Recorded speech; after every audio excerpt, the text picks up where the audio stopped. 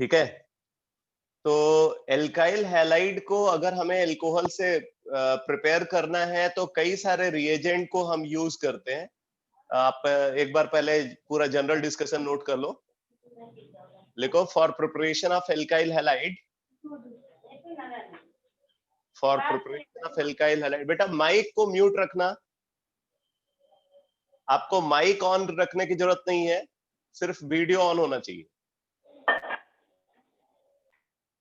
जितेंद्र तुम्हारा माइक जो है ऑन है, इसको म्यूट करो।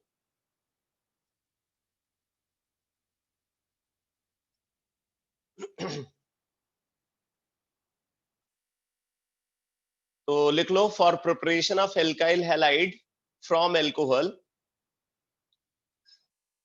reagent used are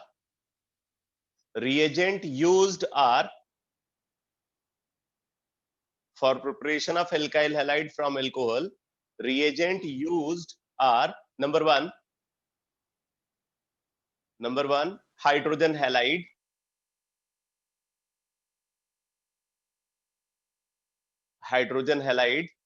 number two phosphorus halide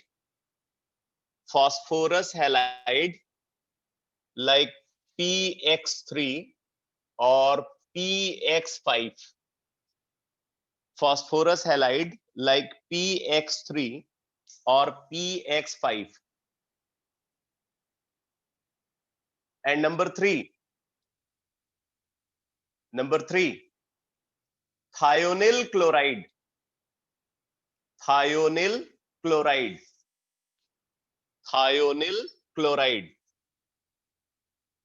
SOCl2।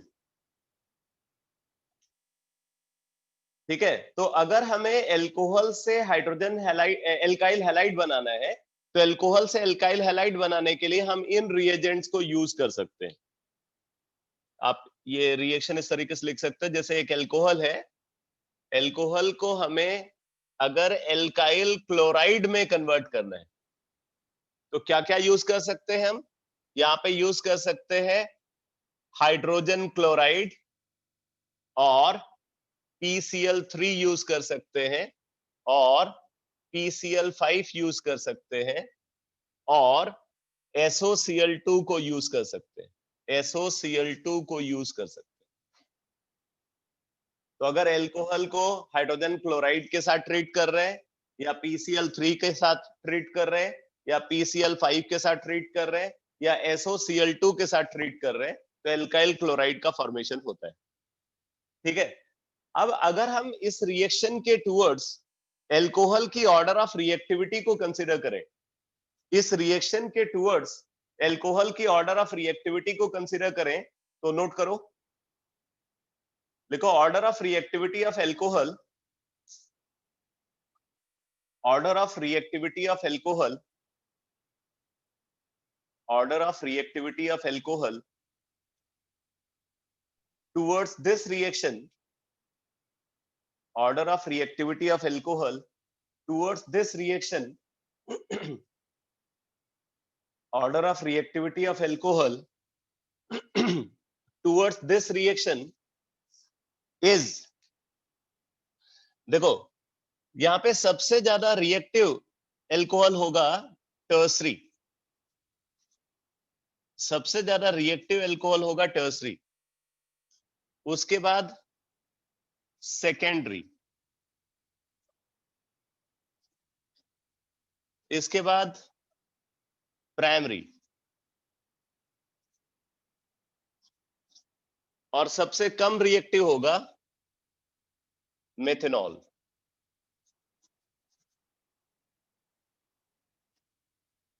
सबसे कम रिएक्टिव होगा मेथनॉल। आगे लिखो, reaction follow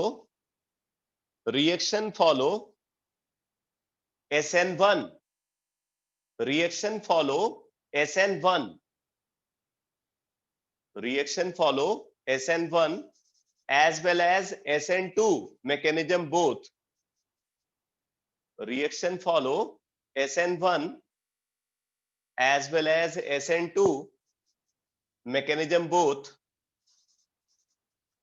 reaction follow SN1 as well as SN2 mechanism both depending upon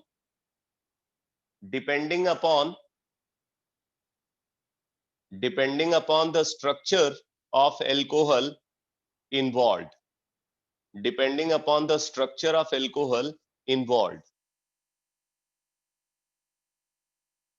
ठीक है, अब स्ट्रक्चर ऑफ एल्कोहल से मैकेनिज्म पे क्या इफेक्ट होगा? तो अगर मान लो कि एल्कोहल हमने प्राइमरी कंसीडर किया है, अगर एल्कोहल प्राइमरी है या मिथाइल है, तो सर्टेनिटी के साथ रिएक्शन SN2 मैकेनिज्म को फॉलो करेगी, और अगर एल्कोहल टर्सरी है तो सर्टेनिटी के साथ रिएक्शन SN1 मैकेनिज्म को फॉलो करेगी। आप इस बात को नोट कर लो। देखो, with tertiary alcohol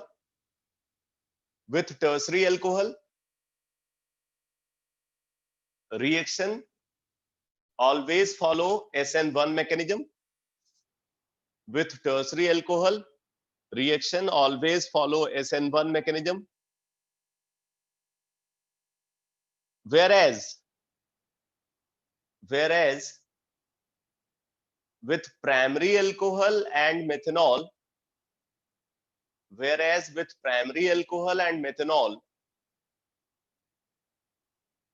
reaction always follow SN2 mechanism. Reaction always follow SN2 mechanism. Reaction always follow SN2 mechanism. अब देखो, मैकेनिज्म को लेकर के अनसर्टेनिटी आपको दिखेगी सेकेंडरी अल्कोहल के केस में।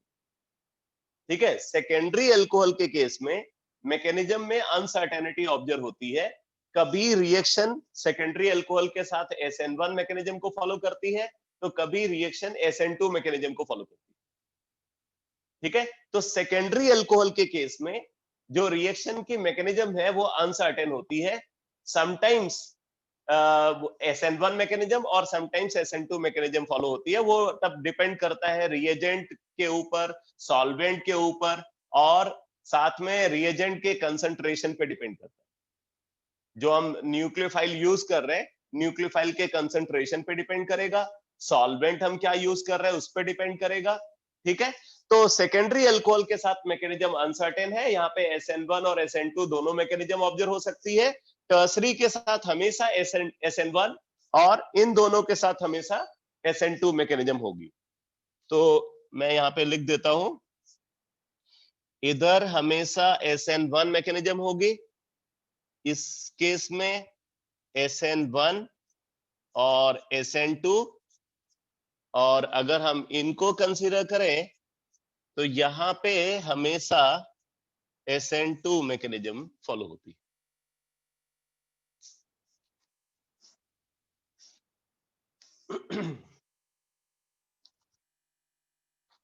अब देखो, अब मैं इनमें से एक एक करके कंसीडर कर रहा हूं। सबसे पहले reaction of alcohol with hydrogen halide लिख लो।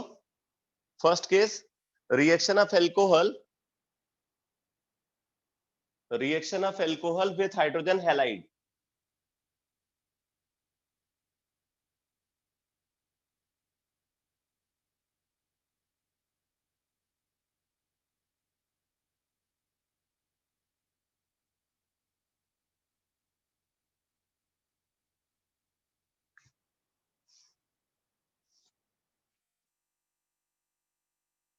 Reaction of alcohol with hydrogen halide, पहले मैं मैकेनिज्म बता रहा हूं आपको। SN1 मैकेनिज्म अगर होगी तब कैसे हम उसको प्रेजेंट करेंगे, और SN2 मैकेनिज्म होगी तब उसको हम कैसे प्रेजेंट करेंगे। तो देखो, अगर SN1 मैकेनिज्म ऑब्जर्व होती है तो रिएक्शन इस तरीके से प्रोसीड करेगी। हाइड्रोजन हैलाइड के साथ एल्कोहल को ट्रीट किया। सबसे पहले इस एल्कोहलिक ऑक्सीजन का प्रोटोनेशन हो जाता है। एल्कोहलिक ऑक्सीजन का प्रोटोनेशन हो जाएगा।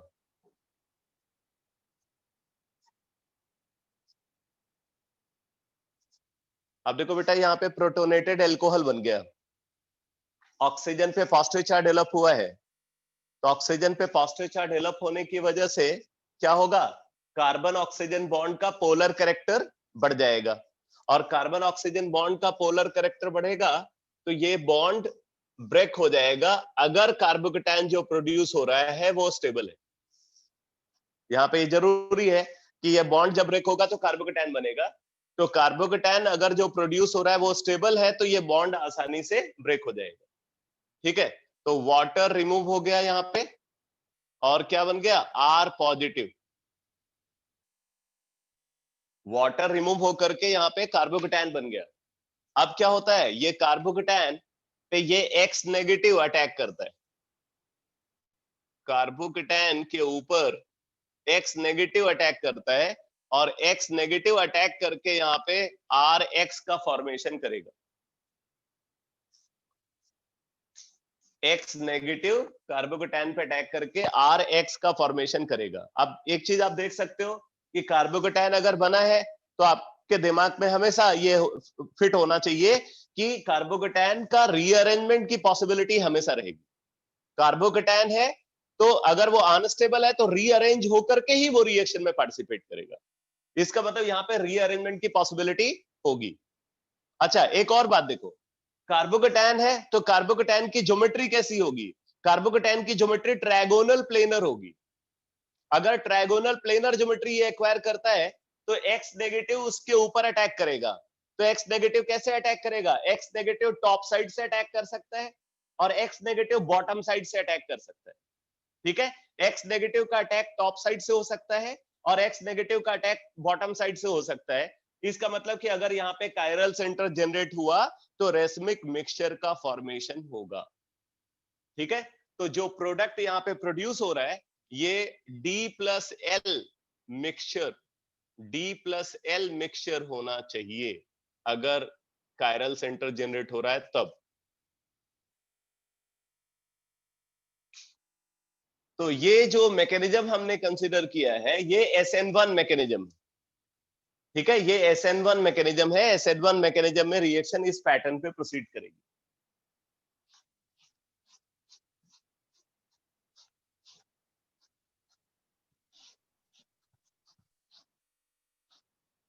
अब जरा देखो SN2 मैकेनिज्म में क्या होता है। SN2 मैकेनिज्म, तो SN2 मैकेनिज्म में एल्कोहल को हमने कंसीडर किया। ठीक है, सबसे पहले अगर हम इसको हाइड्रोजन हैलाइड के साथ ट्रीट कर रहे हैं, ठीक है, अगर हम इसको हाइड्रोजन हैलाइड के साथ ट्रीट कर रहे हैं तो क्या होगा, इसका प्रोटोनेशन हो जाएगा, इसका प्रोटोनेशन हो जाएगा।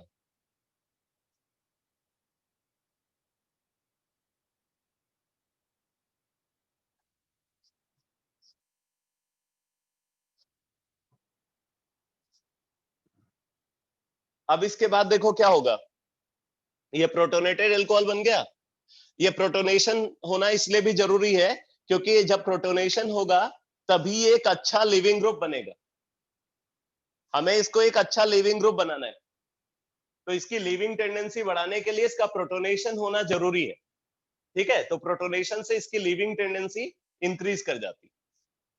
अब आगे देखो क्या होगा बेटा,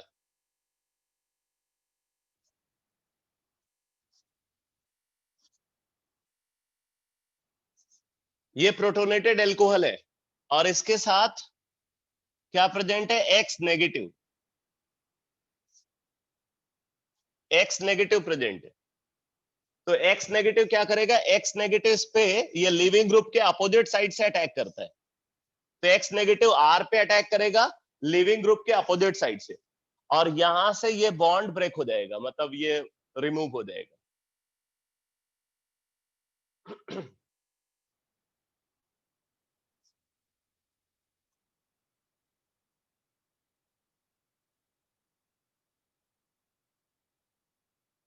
तो एक ट्रांजिशन स्टेट का फॉर्मेशन होगा यहाँ पे।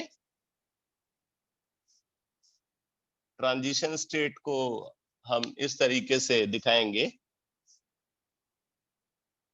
इस पे अब जब ये इससे अटैच होगा तो इस पे पार्शियल नेगेटिव चार्ज होगा, पहले कंप्लीट नेगेटिव चार्ज था, और ऑक्सीजन पे कंप्लीट पॉजिटिव चार्ज था, अब ऑक्सीजन पे पार्शियल पॉजिटिव चार्ज होगा, तो ये एक ट्रांजिशन स्टेट बनेगा।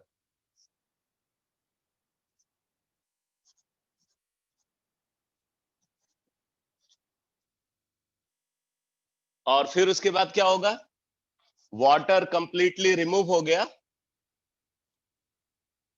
और ये बन जाएगा,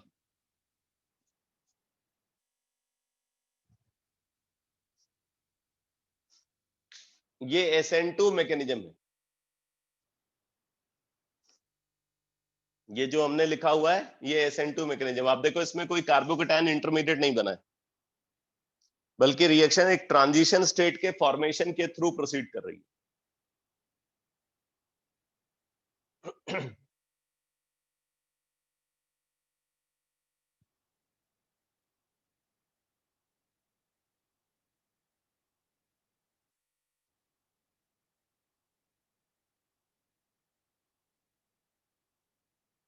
तो दो मैकेनिज्म है रिएक्शन के लिए, SN1 मैकेनिज्म, SN1 मैकेनिज्म में कार्बोकेटायन इंटरमीडिएट बना है, और SN2 मैकेनिज्म जिसमें ये ट्रांजिशन स्टेट का फॉर्मेशन के थ्रू रिएक्शन प्रोसीड करती है। ठीक है, बाकी SN1 और SN2 का पूरा डिटेल हम लोग आगे इसी चैप्टर में डिस्कस करने वाले हैं। अब बात आती है कि इस रिएक्शन के टूवर्ड्स हाइड्रोजन हैलाइड की ऑर्डर ऑफ रिएक्टिविटी क्या है, तो आप नोट करो, लिखो, order of reactivity of hydrogen halide, order of reactivity of hydrogen halide, order of reactivity of hydrogen halide towards this reaction, order of reactivity of hydrogen halide towards this reaction is, order of reactivity of hydrogen halide towards this reaction is,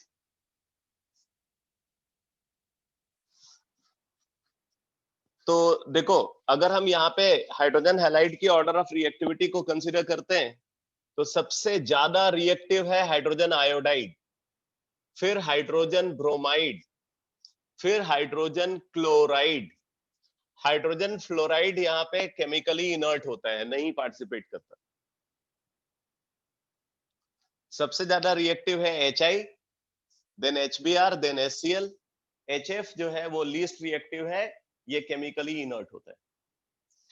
अब बात आती है ये कैसे decide हुआ ये order, तो बोल रहे हैं कि ये जो ऑर्डर ऑफ रिएक्टिविटी है हाइड्रोजन हैलाइड की, ये दो फैक्टर के बेसिस पे डिसाइड होती है। एक तो इनका एसिडिक स्ट्रेंथ, ठीक है, इनके एसिडिक स्ट्रेंथ के बेसिस पे डिसाइड होती है। दूसरा इनकी न्यूक्लियोफिलिसिटी, ठीक है, तो इस बात को लिख लो, reactivity of hydrogen halide, reactivity of hydrogen halide, reactivity of hydrogen halide is governed by, reactivity of hydrogen halide is governed by, number one, their acidic strength, their acidic strength. Reactivity of hydrogen halide is governed by, number one, their acidic strength, and number two, nucleophilicity, nucleophilicity of halide ion involved, nucleophilicity of halide ion involved, nucleophilicity of halide ion involve. तो अगर हम nucleophilicity की बात करें in polar protic solvent, तो जितना बड़ा nucleophilic atom होता है वो उतना ज्यादा न्यूक्लियोफिलिक होता है। पोलर प्रोटिक सॉल्वेंट में न्यूक्लियोफिलिक एटम का साइज जितना बड़ा होता है वो उतना ज्यादा न्यूक्लियोफिलिक होता है। तो इस हिसाब से अगर आप देखो तो आयोडाइड आयन का साइज सबसे बड़ा होगा, उसके बाद फिर ब्रोमाइड आयन, फिर क्लोराइड आयन, फिर फ्लोराइड आयन। इसका मतलब सबसे ज्यादा न्यूक्लियोफिलिक आयोडाइड आयन होगा और सबसे कम न्यूक्लियोफिलिक फ्लोराइड आयन होगा। तो आप देख सकते हो HI का एसिडिक स्ट्रेंथ भी सबसे ज्यादा है, और आयोडाइड आयन जो वहां पे इन्वॉल्व है वो सबसे ज्यादा न्यूक्लियोफिलिक भी है। इसलिए सबसे ज्यादा रिएक्टिविटी किसकी होगी, HI की होगी। ठीक है, सबसे ज्यादा रिएक्टिविटी किसकी होगी? हाइड्रोजन आयोडाइड की, और सबसे कम हाइड्रोजन फ्लोराइड की। अब मैं आपको कुछ और इंपॉर्टेंट बात बताता हूं यहाँ पे। अगर हम HI को रिएक्शन में इन्वॉल्व करते हैं, HI इतना ज्यादा रिएक्टिव है कि HI के केस में हमें कोई भी कैटलिस्ट यूज करने की जरूरत नहीं पड़ती। बेसिकली कैटलिस्ट हम यूज क्या करेंगे? कैटलिस्ट अगर हमें इस रिएक्शन में यूज करना है तो वो एक डिहाइड्रेटिंग एजेंट होना चाहिए।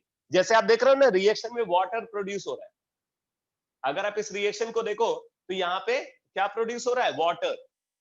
Means water is by product during the reaction.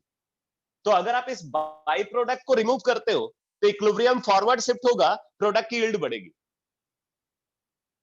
तो अगर आपको प्रोडक्ट की यील्ड बढ़ानी है तो वाटर का रिमूवल होना चाहिए, और वाटर को रिमूव करने के लिए हमें क्या चाहिए होगा? डिहाइड्रेटिंग एजेंट चाहिए। तो हम इस रिएक्शन में डिहाइड्रेटिंग एजेंट को एज ए कैटलिस्ट यूज करते हैं। और आपको पता है कि mostly dehydrating agent Lewis acids होते हैं। भाई देखो, वाटर को रिमूव करना है, वाटर क्या है? वाटर है ल्यूइस बेस। ल्यूइस बेस को कौन रिमूव करा सकता है? ल्यूइस एसिड रिमूव करा सकता है। तो इसलिए जब हम डिहाइड्रेटिंग एजेंट यूज करते हैं तो ज्यादातर डिहाइड्रेटिंग एजेंट आपको ल्यूइस एसिड मिलेंगे, और कुछ प्रोटॉनिक एसिड्स भी हैं जो डिहाइड्रेटिंग एजेंट के फॉर्म में यूज होते हैं, जैसे कंसंट्रेटेड H2SO4, कंसंट्रेटेड H3PO4। ठीक है, तो अब इसमें इसमें मैं आपको बता दूं कि जब HI की बात आती है, ये बड़ा इंपॉर्टेंट कॉन्सेप्ट है जो मैं आपको बता रहा हूं।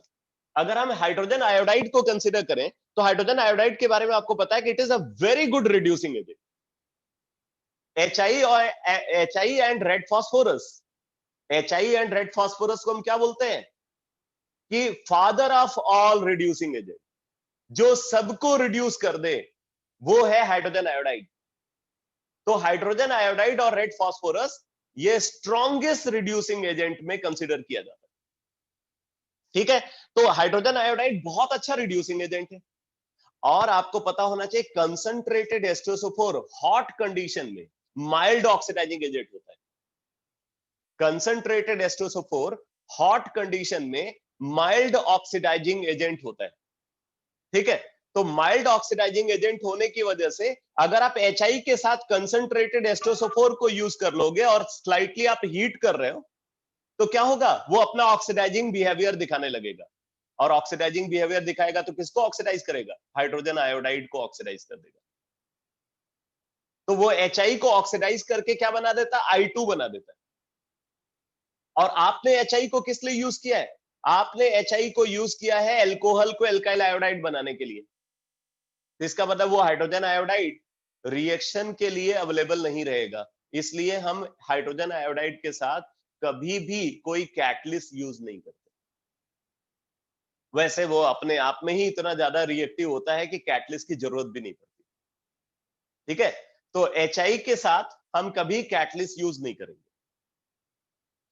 अगर हम HBr की बात करें तो HBr अपने आप से टर्सरी और सेकेंडरी एल्काइल हैलाइड को रिड्यूस कर देता है। ठीक है, HBr अपने आप से क्या करता है?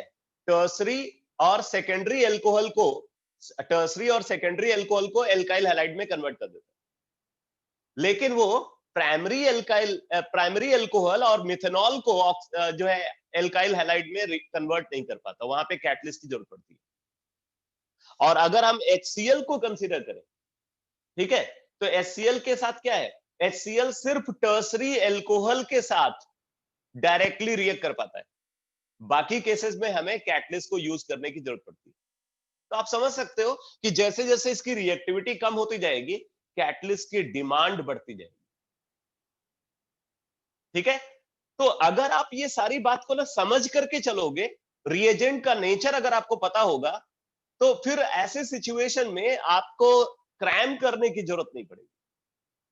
तो आप जरा देखो यहां पे, अगर हम हाइड्रोजन क्लोराइड के साथ रिएक्शन को परफॉर्म करते हैं, मैं एक एक करके अभी इसको डिस्कस कर रहा हूं। लिखो reaction with hydrogen chloride, reaction with hydrogen chloride, reaction with hydrogen chloride. इस पर नोट करो। On account of low reactivity, on account of low reactivity of hydrogen chloride, on account of low reactivity of hydrogen chloride, it can directly react, it can directly convert, it can directly convert, it can directly convert only tertiary alcohol, only tertiary alcohol, only tertiary alcohol into alkyl chloride, into alkyl chloride.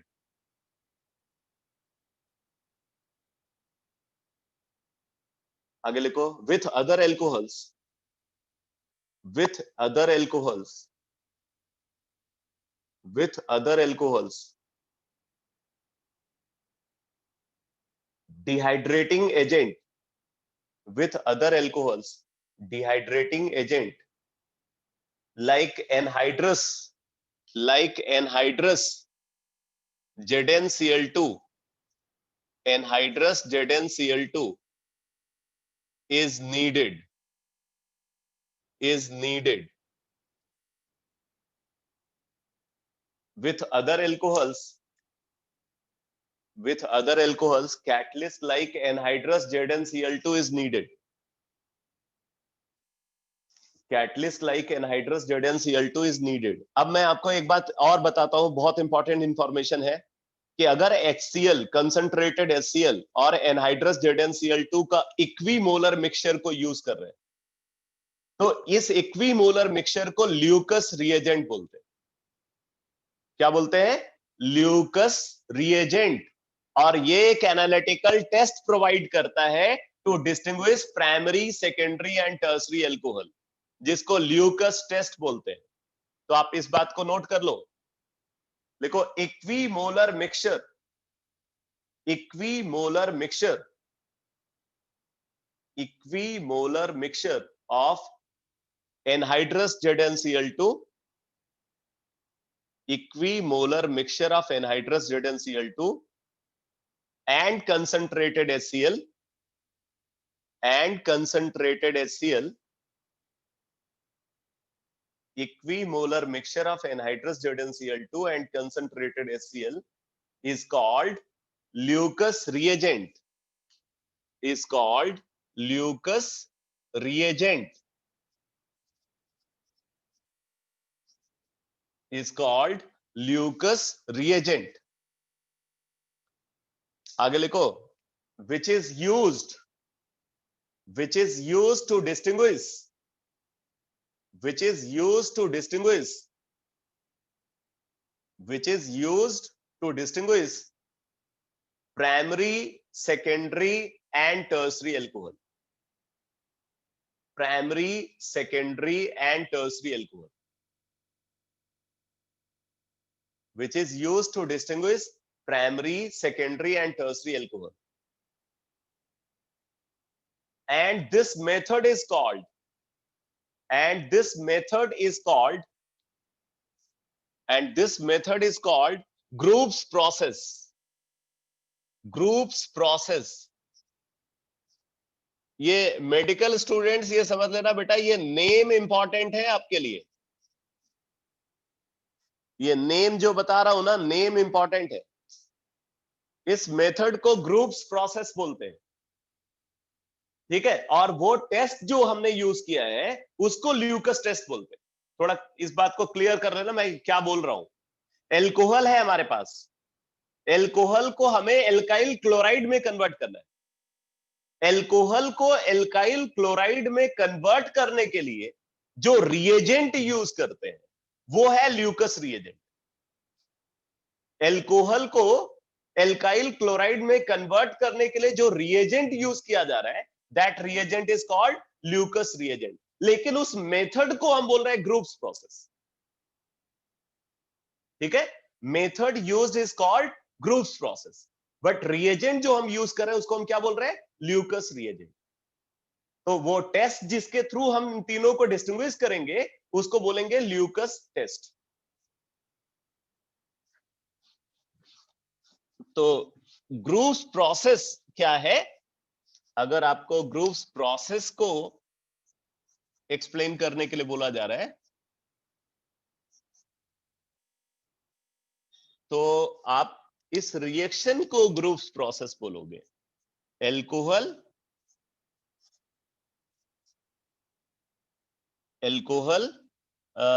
ये HCl और इसके साथ क्या use किया? Anhydrous ZnCl2। Alcohol उसके साथ HCl use किया plus anhydrous ZnCl2, ठीक है। और प्रोडक्ट क्या बना? Alkyl chloride. प्रोडक्ट बना एल्काइल क्लोराइड। मेथड को बोलेंगे ग्रूव्स प्रोसेस। बाई प्रोडक्ट दिखाना जरूरी नहीं होता है ऑर्गेनिक केमिस्ट्री में, ये समझ लेना। जब तक पूछा ना जाए आप सिर्फ मेन प्रोडक्ट को दिखाओ।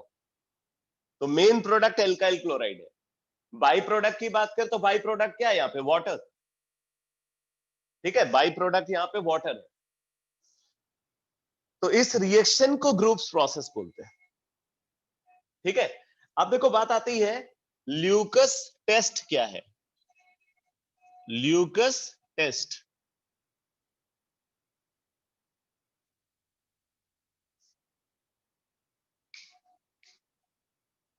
Lucas test. देखो बेटा अपना तो सिस्टम एकदम क्लियर है। जो इंफॉर्मेशन की जरूरत जहां पे पड़े उसको वहीं पे निपटा दो। इस बात का वेट मत करो कि जो है अभी ये अल्कोहल का डिस्टिंक्शन टेस्ट है तो अल्कोहल में डिस्कस होगा। हम तो यहीं पे इसको खत्म कर रहे हैं। ल्यूकस टेस्ट क्या है? लिखो लिखो when alcohol is treated with when alcohol is treated with when alcohol is treated with Leucus reagent when alcohol is treated with Leucus reagent at room temperature, ये इंपॉर्टेंट है, at room temperature, when alcohol is treated with Leucus reagent at room temperature then following observations are made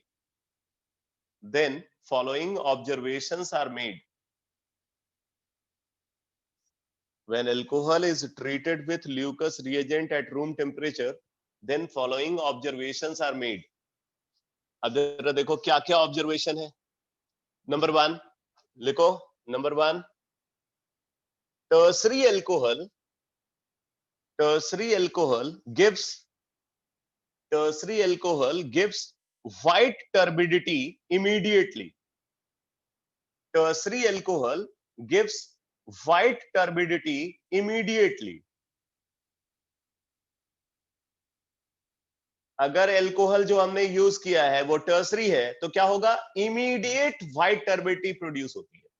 अब बात आती है ये white turbidity किस वजह से प्रोड्यूस होती है? तो बोल रहा है कि जो एल्काइल क्लोराइड प्रोड्यूस हो रहा है वो वाटर में इंसॉल्युबल होता है।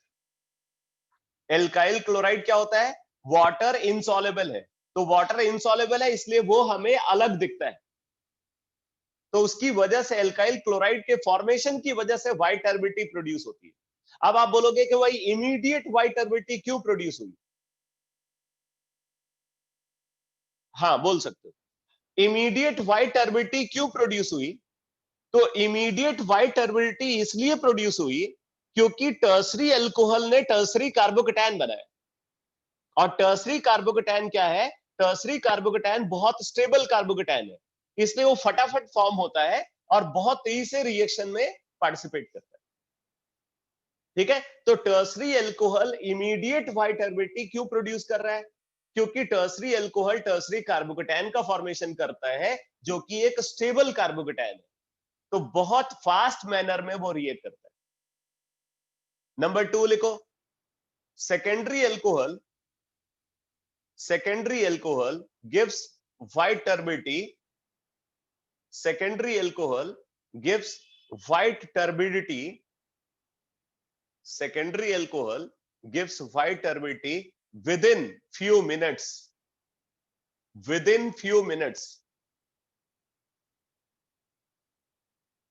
ठीक है, 4 से 5 मिनट लगते हैं सेकेंडरी एल्कोहल को व्हाइट टर्बिडिटी प्रोड्यूस करने में। Tertiary alcohol immediate white turbidity produce करता है, लेकिन सेकेंडरी एल्कोहल को व्हाइट टर्बिडिटी प्रोड्यूस करने में 4 to 5 मिनट्स लगते हैं। ठीक है, इस वजह क्या है? क्योंकि secondary alcohol less stable carbocation बना रहा है, इसलिए वो धीरे धीरे करके रिएक्शन में पार्टिसिपेट करता है, यानी कि सफिशिएंट अमाउंट में एल्काइल क्लोराइड बनने में और उसको ऑब्जर्व होने में टाइम लगता है। ठीक है, अब आप लिखो number 3, primary alcohol do not give white turbidity, primary alcohol do not give white turbidity at room temperature. Primary alcohol do not give white turbidity at room temperature. आगे लिखो, it produces white turbidity only on heating. It produces white turbidity only on heating. तो जब तक आप उसको heat नहीं करोगे वो व्हाइट टर्बिडिटी प्रोड्यूस नहीं कर सकता, क्योंकि प्राइमरी एल्कोहल प्राइमरी कार्बोकेटायन बनाएगा, वो लेस स्टेबल कार्बोकेटायन है, तो वो रूम टेम्परेचर पे फॉर्म नहीं हो पाता, इसलिए वो रिएक्शन में पार्टिसिपेट भी नहीं कर पाता रूम टेम्परेचर पे। तो इसी एनालिटिकल टेस्ट को ल्यूकस टेस्ट बोलते हैं, जो कि क्लियरली प्राइमरी, सेकेंडरी और टर्सरी एल्कोहल को डिस्टिंग्विश करने के लिए यूज होता है। ठीक है, अब यहां पे एक बात और बता दूं, कुछ ऐसे प्राइमरी एल्कोहल्स हैं जो कि टर्सरी एल्कोहल जैसी रिएक्टिविटी दिखाते हैं। जैसे अगर बेंजाइल एल्कोहल है और एलाइल एल्कोहल है तो वो इमीडिएट व्हाइट टर्बिडिटी प्रोड्यूस करता है। आप इस बात को नोट में लिख लो, नोट में लिखो, benzyl and allyl alcohol, benzyl and allyl alcohol, although they are primary, although they are primary, although they are primary, still they produce white turbidity immediately, still they produce white turbidity immediately। और आप तो पढ़े लिखे लोग हो तो आप तो समझ ही सकते हो कि इसके पीछे वजह क्या होगी, क्योंकि बेंजाइल कार्बोकेटायन और एलाइल कार्बोकेटायन को अगर आप देखो तो उसकी जो स्टेबिलिटी है वो टर्सरी कार्बोकेटायन के कंपेरेबल है, तो स्टेबिलिटी कंपेरेबल है तो टर्सरी अल्कोहल जैसी रिएक्टिविटी भी वो दिखाएगा। रेजोनेंस स्टेबलाइजेशन होगा, रेजोनेंस स्टेबलाइजेशन की वजह से उसकी स्टेबिलिटी ज्यादा होती है, इसलिए वो इमीडिएट व्हाइट टर्बिडिटी प्रोड्यूस करता है। तो ये है ल्यूकस टेस्ट। अब बात आती है कि हाइड्रोजन ब्रोमाइड के साथ रिएक्टिविटी कैसी होगी। तो लिखो, reaction with hydrogen bromide, reaction with hydrogen bromide,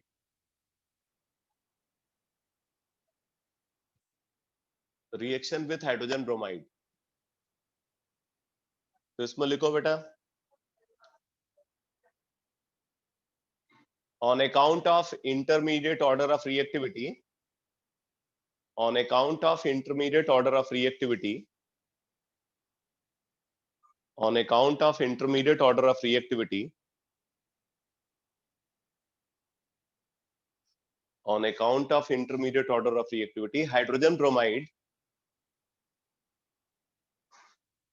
can react, hydrogen bromide can react directly, hydrogen bromide can react directly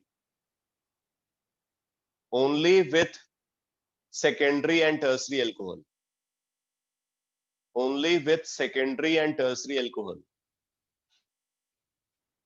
only with secondary and tertiary alcohol। आगे लिखो, in case of primary alcohol and methanol, in case of primary alcohol and methanol, in case of primary alcohol and methanol, dehydrating agent like concentrated H2SO4, dehydrating agent like concentrated H2SO4, dehydrating agent like concentrated H2SO4 is used, dehydrating agent like concentrated H2SO4 is used.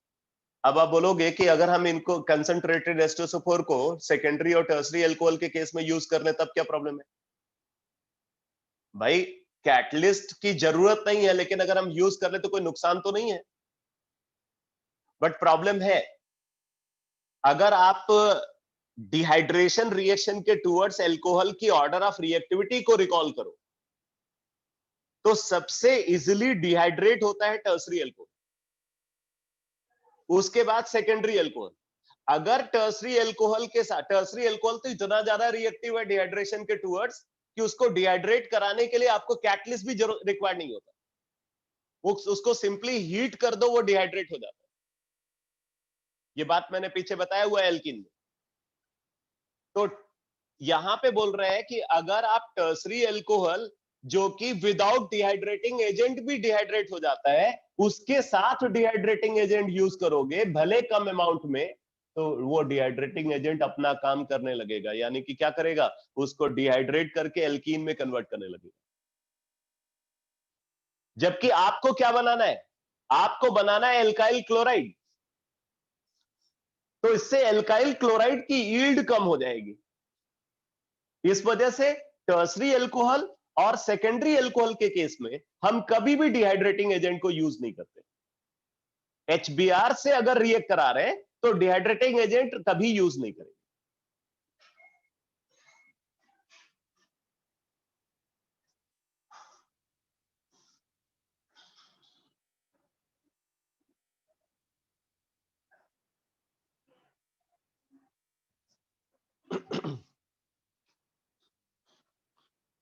तो देखो, मैंने क्या बोला आपको कि अगर हम HBr के साथ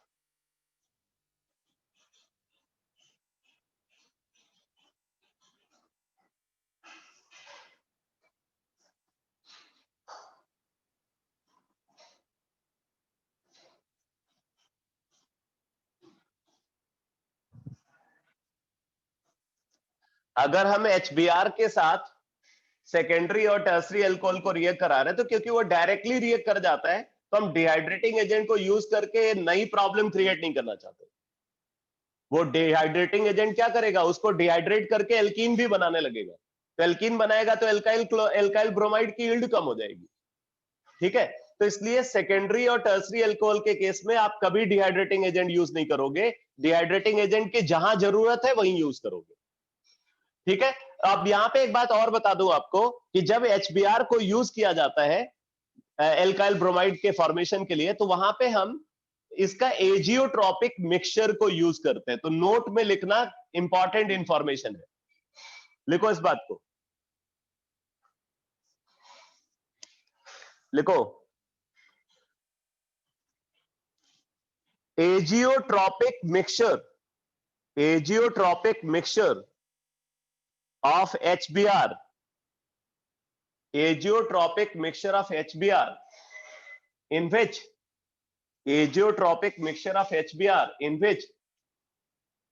composition of HBr is 48%.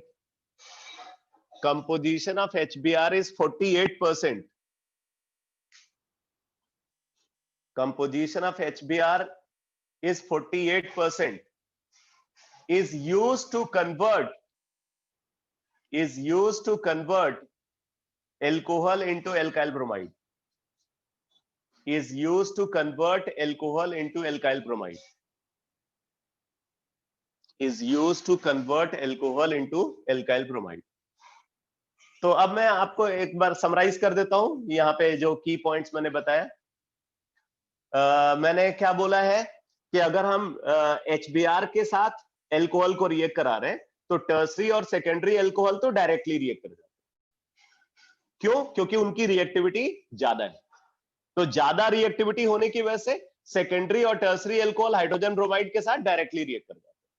लेकिन प्राइमरी अल्कोहल और मेथनॉल की रिएक्टिविटी कम है, तो इनकी रिएक्टिविटी कम होने की वजह से हमें साथ में डिहाइड्रेटिंग एजेंट यूज करना पड़ता है। डिहाइड्रेटिंग एजेंट की अगर बात करें तो डिहाइड्रेटिंग एजेंट हम क्या यूज करेंगे? डिहाइड्रेटिंग एजेंट हम क्या यूज करेंगे? डिहाइड्रेटिंग एजेंट हम कंसंट्रेटेड एस्टोसोफोर को यूज करेंगे। तो कंसंट्रेटेड एस्टोसोफोर की जरूरत सिर्फ प्राइमरी अल्कोहल और मेथनॉल के केस में है, बाकी केसेस में एचबीआर डायरेक्टली रिएक्ट कर जाएगा। क्लियर हो गया बेटा? एचबीआर के साथ जो रिएक्टिविटी का डिटेल है वो क्लियर हो गया?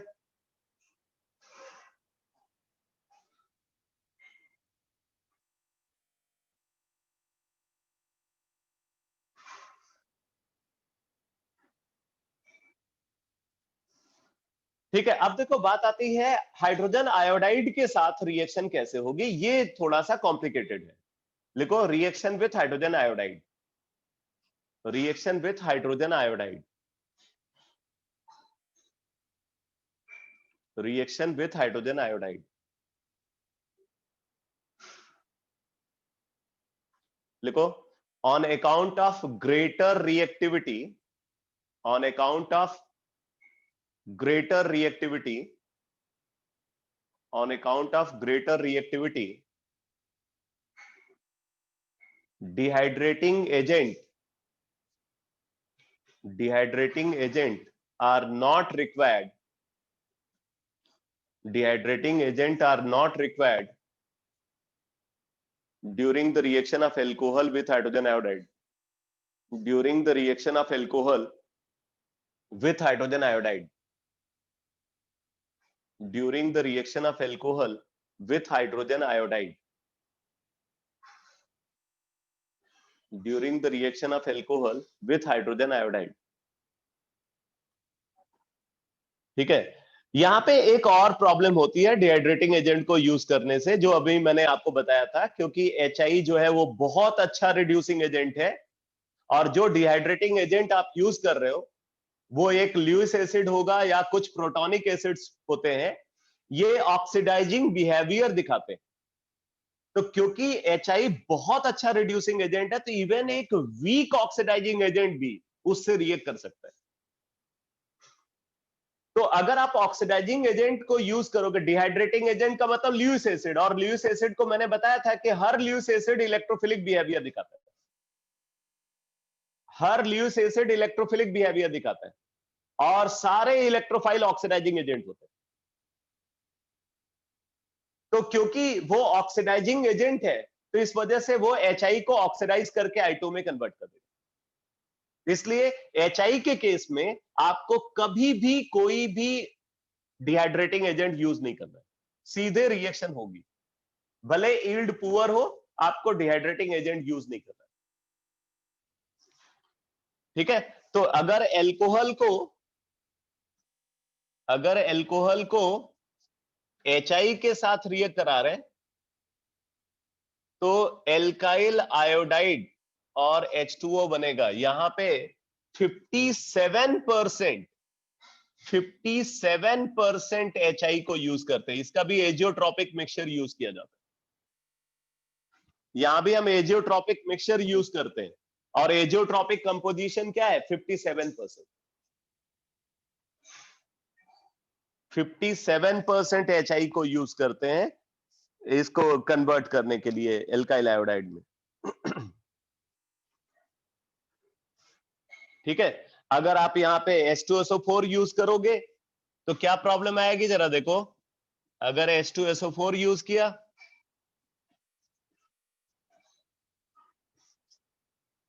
तो ये H2SO4 क्या करेगा? इसको ऑक्सीडाइज करके I2 में कन्वर्ट कर देगा। H2SO4 इसको ऑक्सीडाइज करके I2 में कन्वर्ट कर देगा और खुद रिड्यूस हो जाएगा SO2 में।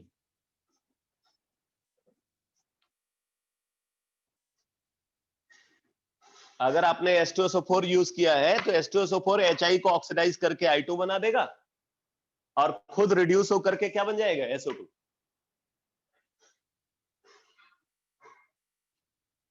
ठीक है, और एक और बात समझ लेना यहां पे कि अगर एल्कोहल के साथ HI आपने यूज किया है और साथ में आपने रेड फास्फोरस यूज कर लिया, फिर क्या होगा भाई? फिर तो ये एक पावरफुल रिड्यूसिंग एजेंट बन जाएगा और ये इसको रिड्यूस करके एल्केन बना देगा,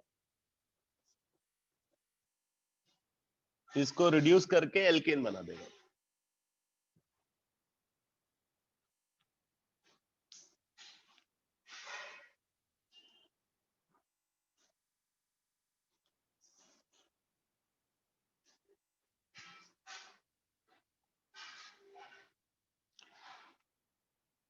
ओवरऑल अगर हम यहां पे बात करें तो ओवरऑल प्रोडक्ट की यील्ड जो है वो इंटरमीडिएट ऑर्डर की होती है, और उसके पीछे वजह यह है कि क्योंकि रिएक्शन में SN1 मैकेनिज्म की पॉसिबिलिटी है, तो SN1 मैकेनिज्म की पॉसिबिलिटी है तो वहां पर रीअरेंजमेंट भी देखने को मिलता है।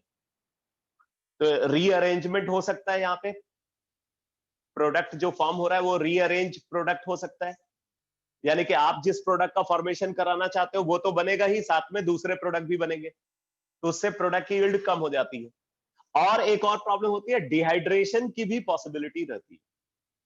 आप नोट में लिख लो, लिखो, with hydrogen halide,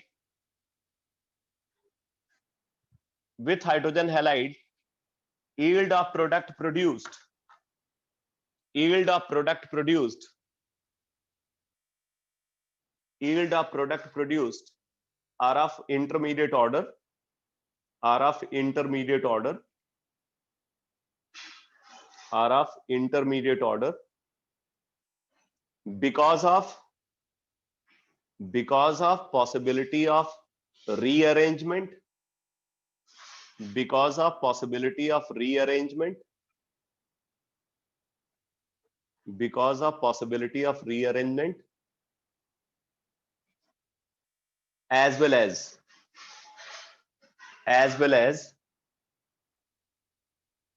the formation of elimination product, as well as the formation of elimination product. तो यहाँ पे जो प्रोडक्ट की यील्ड होती है वो लगभग 70% के आसपास होती है, ठीक है। अब देखो, अब बात करते हैं फास्फोरस हैलाइड्स की, तो लिखो, reaction of alcohol with phosphorus halide, reaction of alcohol with phosphorus halide, reaction of alcohol with phosphorus halide. तो देखो बेटा, अगर एल्कोहल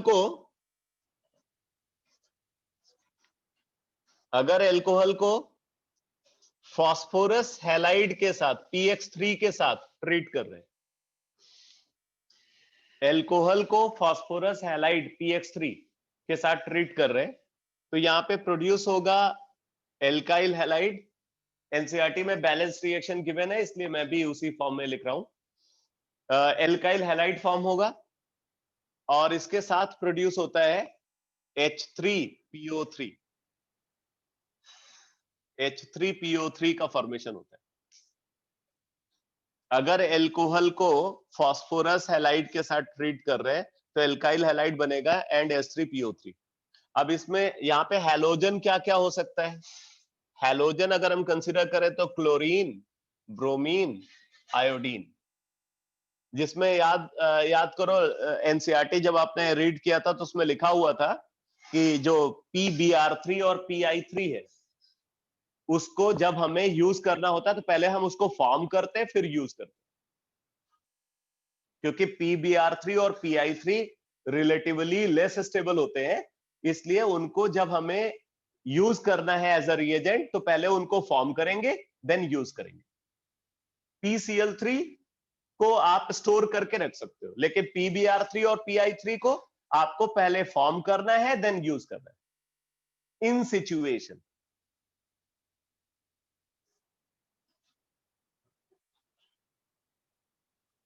ठीक है, तो आप इसकी जगह पे और क्या यूज कर सकते हो? PX3 यूज कर सकते हो, या आप बोल सकते हो X2 एंड रेड फास्फोरस। तो आप इस रिएक्शन को ऐसे भी लिख सकते हो, ROH इसके साथ हैलोजन प्लस रेड फास्फोरस के साथ अगर आप ट्रीट करते हो तो यहां पे एल्काइल हैलाइड का फॉर्मेशन होगा।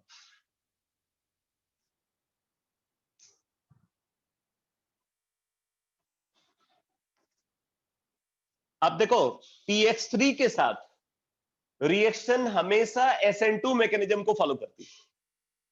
यहां पे रिएक्शन हमेशा SN2 मैकेनिज्म को फॉलो करेगी।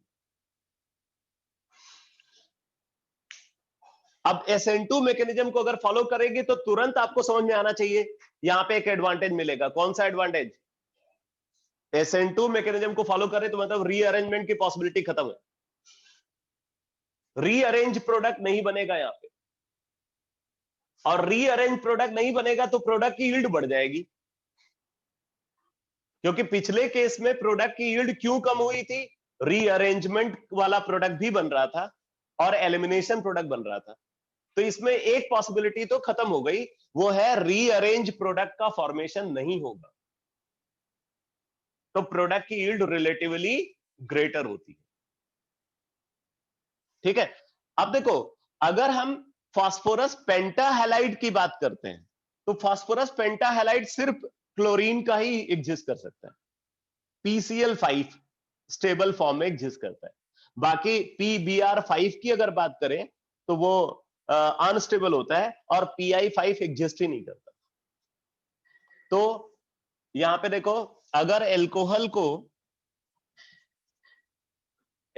को PCl5 के साथ रिएक्ट करा रहे हैं तो प्रोडक्ट प्रोड्यूस होगा alkyl chloride plus POCl3 plus HCl। अगर एल्कोहल को PCl5 के साथ ट्रीट कर रहे हैं तो एल्काइल क्लोराइड बनेगा plus POCl3 plus HCl।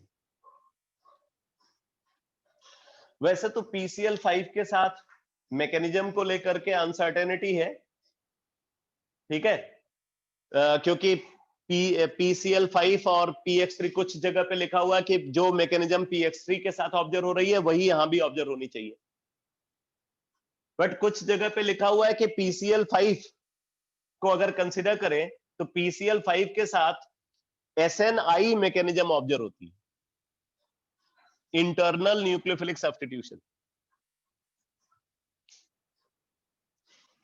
SNI mechanism observe हो रही है। देखो SNI मैकेनिज्म में क्या होता है, यहां पे हमेशा रिटेंशन प्रोडक्ट बनता है, जबकि SN2 में इन्वर्टेड प्रोडक्ट बनता है। इस केस में क्या होगा, इन्वर्टेड प्रोडक्ट बनेगा, और इस केस में क्या होगा, रिटेंशन प्रोडक्ट बनेगा। रिटेंशन प्रोडक्ट का मतलब जो कॉन्फ़िगरेशन रिएक्टेंट का है वही प्रोडक्ट का भी होगा, जबकि इन्वर्टेड का मतलब जो रिएक्टेंट का कॉन्फ़िगरेशन है उसका अपोजिट कॉन्फ़िगरेशन प्रोडक्ट का होगा। तो यहां पे इन्वर्टेड प्रोडक्ट,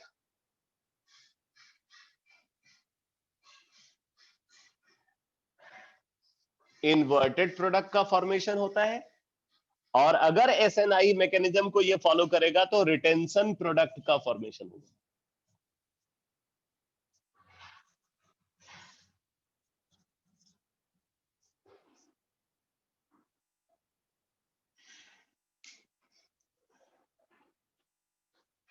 ठीक है, अगर SNI मैकेनिज्म है तो रिटेंशन प्रोडक्ट का फॉर्मेशन होगा। तो अगर एल्कोहल को PCl5 के साथ हम ट्रीट कर रहे हैं तो एल्काइल क्लोराइड बनेगा, POCl3 HCl, ये बैलेंस रिएक्शन है। और यहां पे आप देख रहे हो 3 molecule alcohol plus PX3 gives 3 alkyl halide plus H3PO। ये दोनों ही रिएक्शन आप देखोगे जब P ब्लॉक पढ़ते हो ना, तो P ब्लॉक में भी ये रिएक्शन डिस्कस होती है।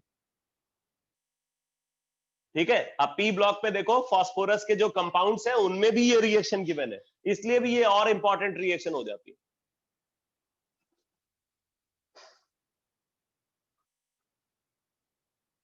अब आप नोट कर लो, लिखो with phosphorus halide, with phosphorus halide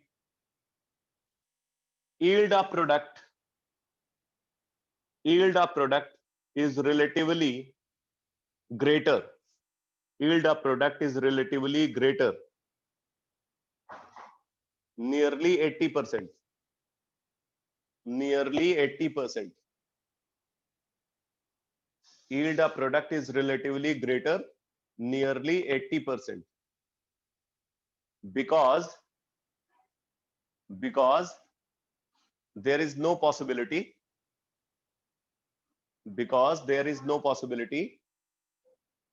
of rearrange product,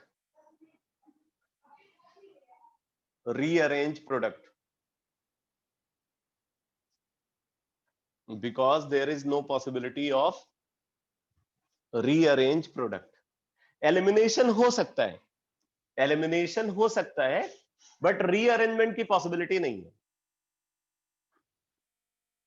ठीक है, अब देखो बात आती है जो तीसरा रिएजेंट हमने कंसीडर किया था, लिखो reaction of alcohol with thionyl chloride, reaction of alcohol with thionyl chloride, reaction of alcohol with thionyl chloride, reaction of alcohol with thionyl chloride. इस रिएक्शन को डार्जेंस मेथड बोलते हैं, डार्जेंस मेथड, डार्जेंस मेथड।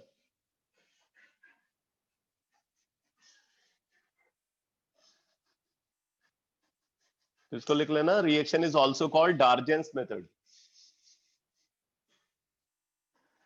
ये बेस्ट मेथड है alcohol से alkyl chloride को produce करने के लिए। लिख लो, this is the best method, this is the best method, this is the best method for preparation of alcohol, this is the best method for preparation of alkyl chloride from alcohol, this is the best method for preparation of alkyl chloride from alcohol, because byproduct produced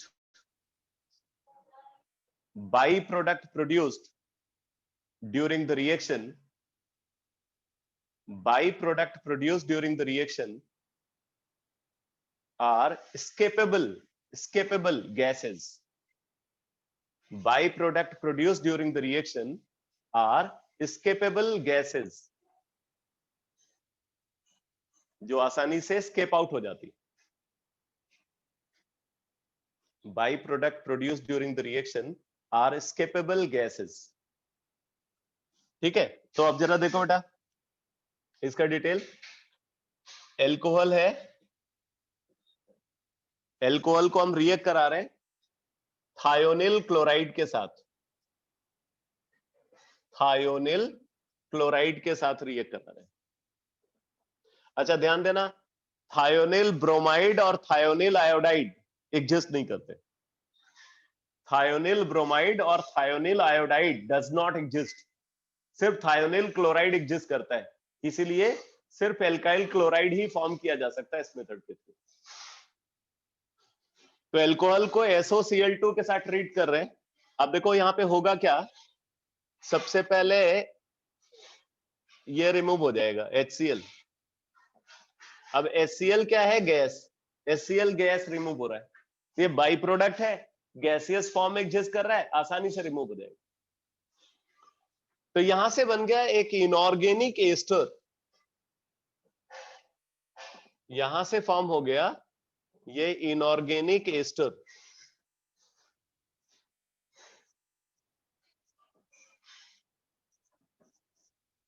inorganic ester, और ये unstable होता है, ये inorganic ester unstable होता है।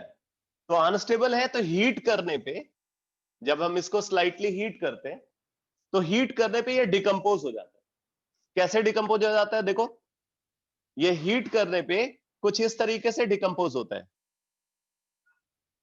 ये वाला जो क्लोरीन है ना, ये क्लोरीन इससे अटैच हो जाता है और ये बॉन्ड पेयर यहां ट्रांसफर हो जाता है। तो देखो यहां से बन जाएगा SO2, SO2 गैस बनेगी, और इधर क्या, एल्काइल क्लोराइड, तो एल्काइल क्लोराइड बन जाता है प्लस SO2, ये भी गैस है, एल्काइल क्लोराइड प्लस SO2। तो इसको आप आसानी से रिमूव कर सकते हैं।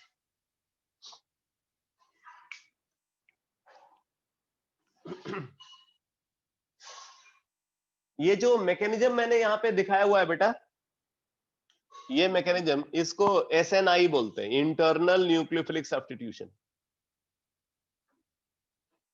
This mechanism is called SNI, internal nucleophilic substitution. और इसमें हमेशा रिटेंशन प्रोडक्ट बनेगा, रिटेंशन प्रोडक्ट का फॉर्मेशन होगा। अभी PCl5 के केस में भी मैंने बोला था कि वहां पे भी SNI मैकेनिज्म ऑब्जर्व होती है।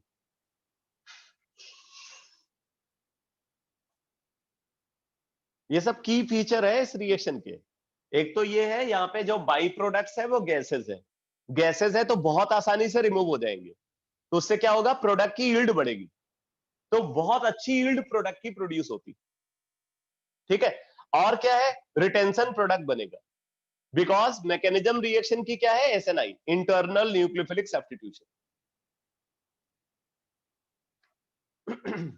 कोई कार्बोकेटायन नहीं बना यहाँ पे, कार्बोकेटायन नहीं बना तो कोई पॉसिबिलिटी नहीं है रीअरेंजमेंट, ठीक है। During the reaction there is no possibility of rearrangement. और क्या है, ये SOCl2 जो है, ये अच्छा डिहाइड्रेटिंग एजेंट नहीं होता, इसलिए ये डिहाइड्रेशन भी नहीं करा पाता, मतलब एलिमिनेशन प्रोडक्ट भी नहीं बनता। इस बात को लिख लो, लिखो, during the reaction there is no possibility of rearrangement, during the reaction there is no possibility of rearrangement, during the reaction there is no possibility of rearrangement, as well as during the reaction there is no possibility of rearrangement, as well as there is no possibility of elimination product, as well as there is no possibility of formation of elimination product, of formation of elimination product.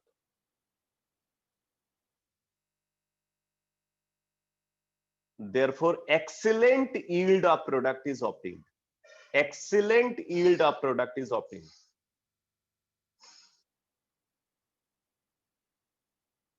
Excellent yield of product is obtained. अच्छा, अब एक और बात इसी reaction से related आपको बता देता हूं। कई बार क्या होता है, SOCl2 के साथ यहां पे पिरिडीन को भी यूज कर लेते हैं। कई बार यहां पे SOCl2 के साथ क्या यूज कर लेते हैं, पिरिडीन को यूज कर लेते हैं। पर्पज क्या है पिरिडीन को यूज करने का, पिरिडीन को यूज करने का पर्पज है HCl को रिमूव करना, क्योंकि सोल्यूशन में हो रहा है तो कुछ HCl डिसोसिएट भी कर जाएगा, डिसोसिएट कर जाएगा मतलब वो सोल्यूशन का पार्ट है, सोल्यूशन का अगर वो पार्ट है तो ऐसे सिचुएशन में क्या होगा, वो एस्केप आउट नहीं होगा। तो इस वजह से क्या होता है कि HCl को एफिशिएंटली रिमूव करने के लिए हम बेस यूज करते हैं। बेस क्या कर लेता है, इसके साथ सॉल्ट बना करके इसको रिमूव कर लेता है।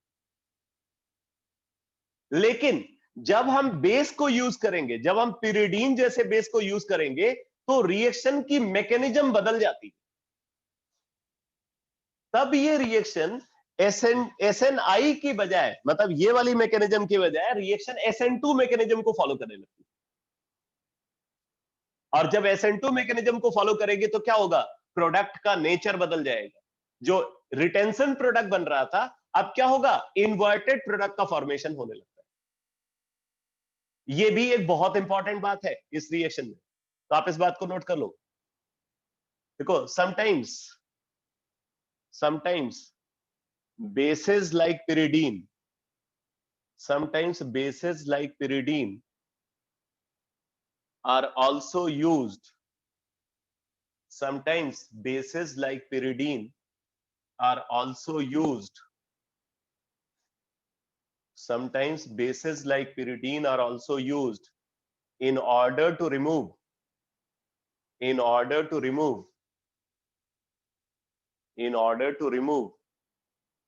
the byproduct hydrogen chloride, the byproduct hydrogen chloride.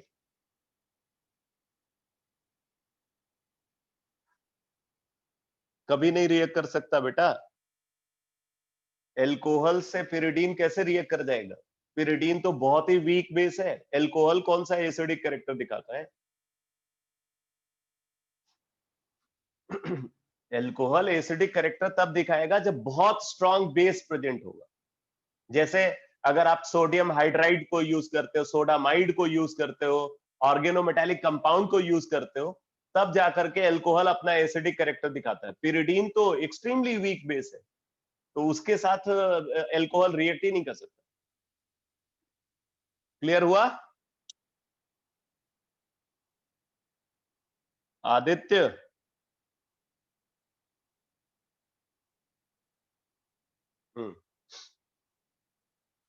तो एक बार मैं स्टेटमेंट कंप्लीट कर पाया या नहीं? मैं तो भूल ही गया कि मैंने क्या लिखवाया था। भाई चिराग, जरा बोलो क्या लिखवाया मैंने statement? Sir, sometimes bases like pyridine are also used in order to remove the byproduct hydrogen halide. By product hydrogen halide. ठीक है, लिखो। Under such condition, under such condition reaction follow, under such condition reaction follow SN2 mechanism, under such condition reaction follow SN2 mechanism, under such condition reaction follow SN2 mechanism where inverted product is produced, where inverted product is produced। तो ये है डार्जेंस method का detail, जो कि alkyl chloride को produce करने के लिए सबसे अच्छा मेथड है। ठीक है, तो ये तो हो गया एल्कोहल से एल्काइल हैलाइड के प्रिपरेशन मेथड्स का डिस्कशन। इसके बाद एनसीईआरटी में जो रिएक्शंस गिवन है, एक बार उनको देख लेते हैं। आपने तो वैसे पढ़ा ही होगा।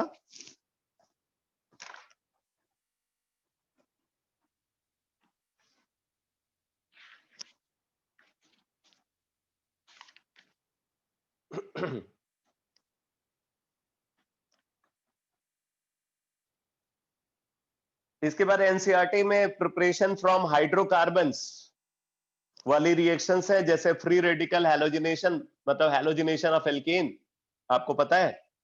उसके बाद इलेक्ट्रोफिलिक सब्स्टिट्यूशन, तो इलेक्ट्रोफिलिक सब्स्टिट्यूशन रिएक्शन भी अभी आपने इलेक्ट्रोफिलिक एरोमेटिक सब्स्टिट्यूशन में देखा था, तो आप नोट करते जाओ, नोट करो, लिखो। Halogenation of benzene, halogenation of benzene और its derivative, halogenation of benzene और इट्स डेरिवेटिव, ये वही रिएक्शन है, हैलोजिनेशन ऑफ बेंजीन और इट्स डेरिवेटिव। ठीक है, क्या करते हैं यहां पे? बेंजीन को हैलोजन के साथ, हैलोजन कैरियर की प्रेजेंस में, हैलोजन कैरियर क्या यूज करते हैं? AlX3 और FeX3 और आयरन। ठीक है, इसके साथ ट्रीट करते हैं, तो ट्रीट करने पे क्या बन जाता है यहां पे? Substitution product halobenzene plus hydrogen halide. Reaction electrophilic aromatic substitution का एग्जांपल है। बाकी पूरा डिटेल मैं आपको बता चुका हूं। यहां पे मैंने आपको बताया था कि अगर आयोडीन यूज कर रहे हैं, तो आयोडीन के केस में क्या होगा? आयोडीन के केस में आइसोटोप इफेक्ट ऑब्जर्व होता है। आयोडीन के केस में आइसोटोप इफेक्ट ऑब्जर्व होता है। आइसोटोप इफेक्ट ऑब्जर्व होने का मतलब क्या है? पर ये बेंजीन सबसे ज्यादा रिएक्टिव, पर ड्यूटेरियो बेंजीन उससे कम रिएक्टिव, पर ट्रिटियो बेंजीन सबसे कम रिएक्टिव। लेकिन आयोडीन के अलावा अगर आप क्लोरीन या ब्रोमीन को यूज कर रहे हो, तो क्लोरीन और ब्रोमीन को यूज करने पे क्या होगा? आइसोटोप इफेक्ट नहीं ऑब्जर्व होगा, और आइसोटोप इफेक्ट नहीं ऑब्जर्व होगा तो ये तीनों इक्वली रिएक्टिव होगा। ठीक है, इसके बाद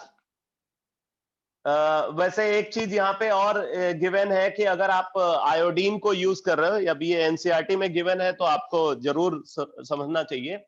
जैसे अगर बेंजीन को आयोडीन के साथ ट्रीट कर रहे हैं, आयोडीन के साथ ट्रीट करने पे यहाँ पे प्रोडक्ट क्या बनना चाहिए, आयोडोबेंजीन प्लस HI। अब आप देखो HI होने की वजह से रिएक्शन में रिवर्सिबल कैरेक्टर होगा, HI प्रोड्यूस होने की वजह से क्या होगा, इस रिएक्शन में रिवर्सिबल कैरेक्टर होगा, क्योंकि ये एक अच्छा रिड्यूसिंग एजेंट है। तो ये रिड्यूसिंग एजेंट क्या करेगा, इसको रिड्यूस करके वापस बेंजीन बनाएगा, तो इससे इसकी यील्ड बहुत पुअर होगी। ठीक है, इसकी यील्ड पुअर होगी, तो हमें क्या करना है, हमें इसकी यील्ड बढ़ानी है। तो यील्ड बढ़ाने के लिए हम क्या करेंगे, आयोडीन के साथ हमें ऑक्सीडाइजिंग एजेंट को यूज करना पड़ेगा। इसके साथ ऑक्सीडाइजिंग एजेंट जैसे HNO3 और HiO3 और HgO को यूज करना पड़ेगा, ये मैं आपको पहले भी बता चुका हूं। ये ऑक्सीडाइजिंग एजेंट क्या करते हैं, ऑक्सीडाइजिंग एजेंट आपको इसको ऐसे लिखना चाहिए, आयोडीन को आपको यहां लिखना चाहिए। तो ऑक्सीडाइजिंग एजेंट HI को ऑक्सीडाइज करके I2 में कन्वर्ट करेगा।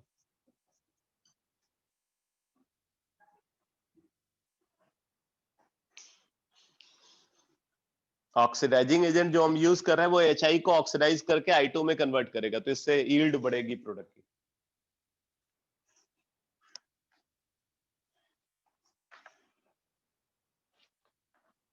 तो अब देखो यहाँ पे एनसीईआरटी में क्या लिखा हुआ है, बोला कि aryl chlorides and bromides can be easily prepared by electrophilic substitution of arenes with chlorine and bromine respectively in presence of Lewis acid catalyst like iron or iron 3 chloride.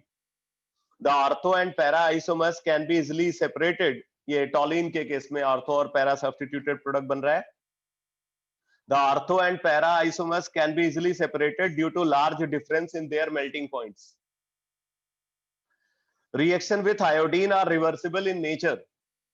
ये बात, reaction with iodine are reversible in nature and require the presence of an oxidizing agent HNO3, HiO4, मैंने HiO3 लिखा हुआ है, HiO3 को भी use कर सकते हैं, इन्होंने HiO4 दिया हुआ है, to oxidize the HI form during iodination. Fluoro compounds are not prepared by this method. क्या नहीं बना सकते इस मेथड के थ्रू, फ्लोरोबेंजीन को नहीं बना सकते। तो लिखा हुआ है fluoro compounds are not prepared by this method due to high reactivity of fluorine. ठीक है, fluoro compounds are not prepared by this method due to high reactivity of fluorine. Fluorine बहुत ही स्ट्रॉन्ग ऑक्सीडाइजिंग एजेंट होता है, और benzene के अंदर pi electron cloud है, मतलब वो ठीक ठाक रिड्यूसिंग एजेंट है, इसलिए फ्लोरीन उससे वायलेंटली रिएक्ट करेगा। तो इस बात को आप नोट में लिख लेना, लिखो fluorobenzene cannot be produced by this method. Fluorobenzene cannot be produced by this method on account of high reactivity of fluorine. On account of high reactivity of fluorine. ठीक है बेटा, अब देखो इसके बाद अगली रिएक्शन जो इन्होंने दिया हुआ है, एक बहुत ही इंपॉर्टेंट नेम है ये, सैंडमेयर्स रिएक्शन। सैंडमेयर्स रिएक्शन,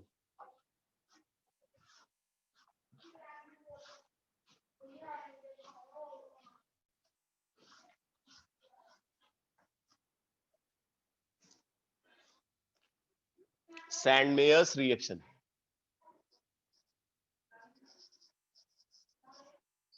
ये सब ऐसे नेम है जिनमें जिन पे बेस्ड क्वेश्चन जो है बोर्ड एग्जाम में अक्सर पूछे जाते हैं। इन पे शॉर्ट नोट पूछा जाता है कि ये 1 मार्क सेक्शन में क्वेश्चन आ जाता है, या कई बार क्या होता है कि 3 मार्क सेक्शन में आ जाता है, दो कोई दो रिएक्शन बोल देंगे और उनको डिस्क्राइब करने के लिए आपको बोलेंगे। तो सैंडमेयर्स रिएक्शन जो है ये एक इंपॉर्टेंट नेम है। अब क्या सैंडमेयर्स रिएक्शन के बारे में गिवन है, इसको देखो। बोला है when a primary aromatic amine dissolved or suspended in cold aqueous mineral acid is treated with sodium nitrite, a diazonium salt is formed. अब डाइएजोटाइजेशन के बारे में मैं आपको बता चुका हूं। डाइएजोटाइजेशन को मैंने डिस्कस किया था जनरल ऑर्गेनिक केमिस्ट्री में। तो when a primary aromatic amine dissolved or suspended in cold aqueous mineral acid is treated with sodium nitrite, a diazonium salt is formed. Mixing the solution of freshly prepared diazonium salt with cuprous chloride or cuprous bromide results in the replacement of diazonium group by chlorine or bromine. ठीक है, और इसी reaction को सैंडमेयर्स reaction बोलते हैं। इसी reaction को सैंडमेयर्स reaction बोलते हैं। तो आप इसका डिटेल लिख लो, when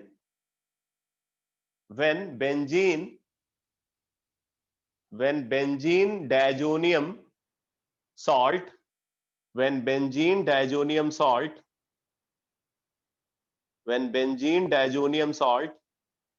is treated with cuprous halide, when benzene diazonium salt is treated with cuprous halide along with hydrogen halide,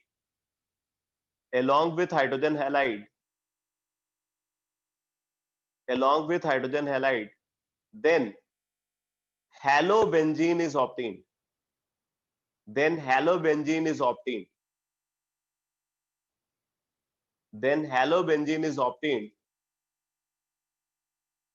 And reaction is termed as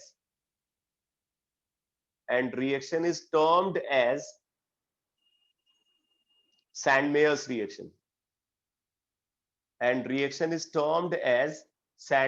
reaction. तो देखो बेटा,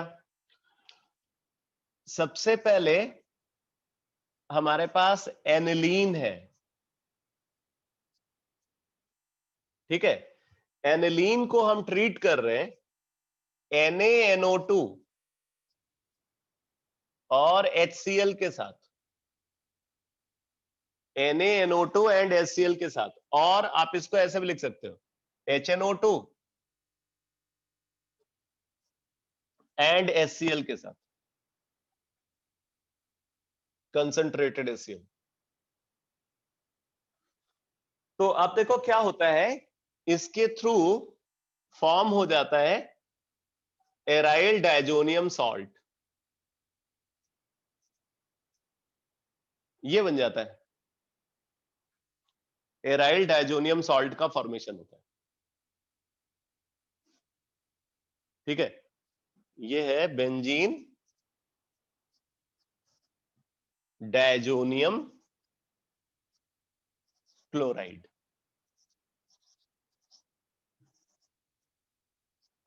अच्छा, एक बात यहां पे क्लियरली समझ लेना बेटा, ये जो अमाइन हम यूज कर रहे हैं ना, ये अमाइन प्राइमरी ही होना चाहिए।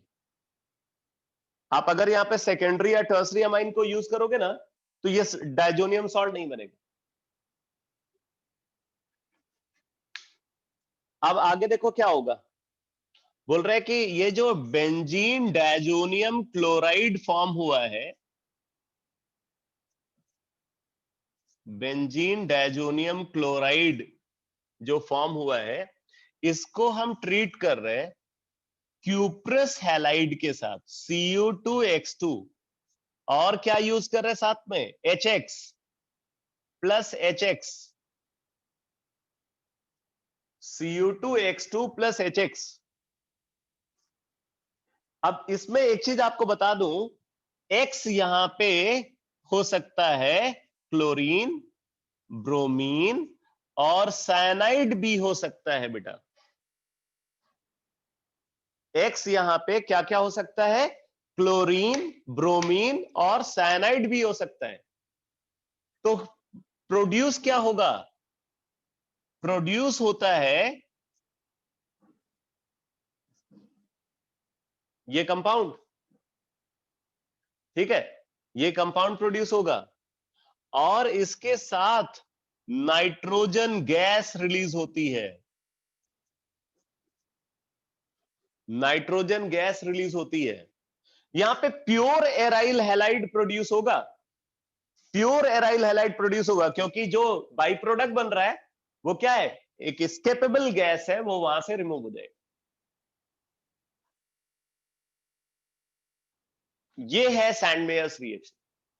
अब यहां पे आप क्या क्या बना सकते हो? क्लोरोबेंजीन बना सकते हो, ब्रोमोबेंजीन बना सकते हो, साइनोबेंजीन बना सकते हो। क्लोरोबेंजीन, ब्रोमोबेंजीन और साइनोबेंजीन को प्रोड्यूस किया जा सकता है बाय दिस मेथड।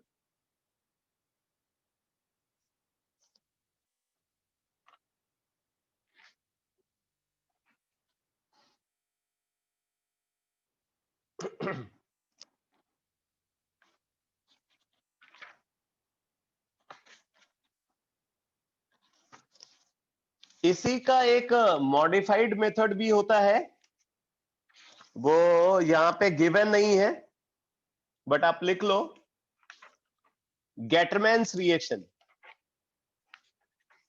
गेटरमैन्स रिएक्शन,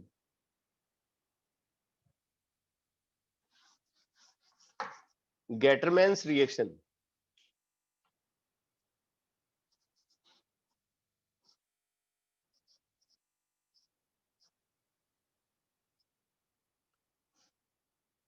इसका डिटेल लिखो बेटा,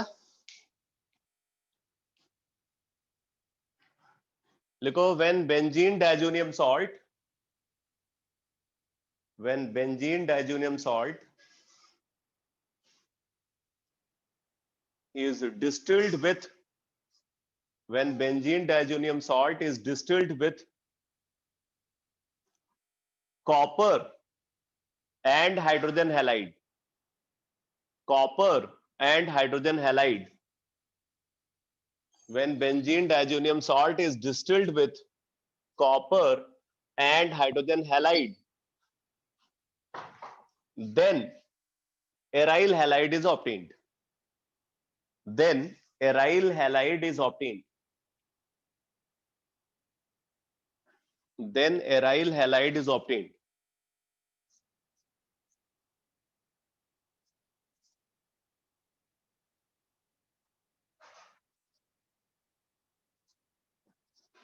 ये है बेंजीन डाइजोनियम सॉल्ट, इसको हम ट्रीट कर रहे हैं कॉपर के साथ HX की प्रेजेंस में। कॉपर के साथ HX की प्रेजेंस में, यहां पे X क्लोरीन और ब्रोमीन हो सकता है, बस साइनाइड नहीं हो सकता। तो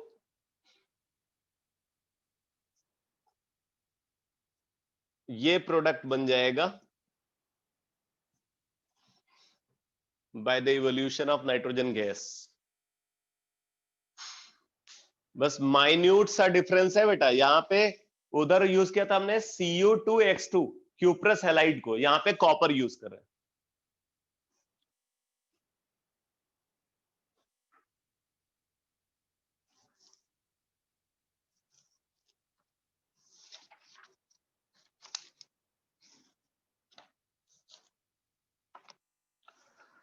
ठीक है, अब देखो, अगर आपको बेंजीन डाइजोनियम सॉल्ट से आयोडोबेंजीन बनाना है तो आप लिख लो preparation of iodobenzene, next reaction, preparation of iodobenzene, preparation of iodobenzene. कैसे बनाते हैं देखो, बेंजीन डाइजोनियम सॉल्ट लिया है,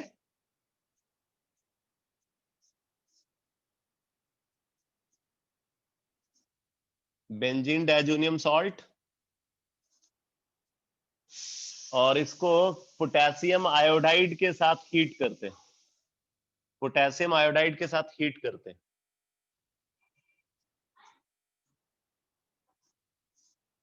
आयोडोबेंजीन बन जाता है, नाइट्रोजन गैस प्रोड्यूस होगी।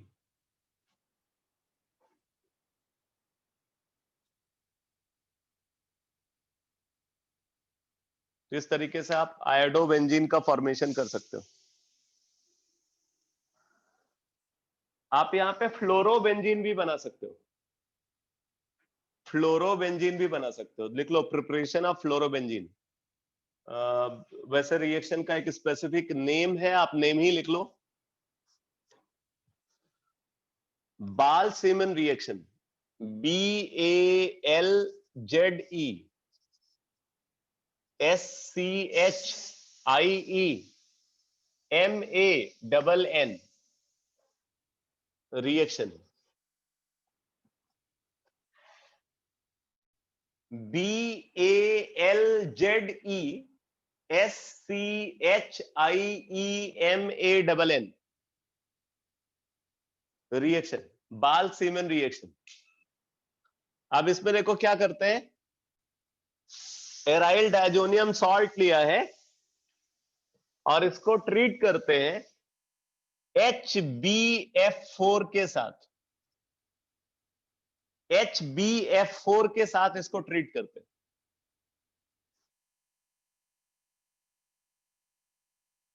ठीक है, HbF4 का मतलब क्या है, HbF4 का मतलब है HF plus BF3, HF plus BF3। तो इसमें होता क्या है, यहां पे बन जाता है फ्लोरोबेंजीन,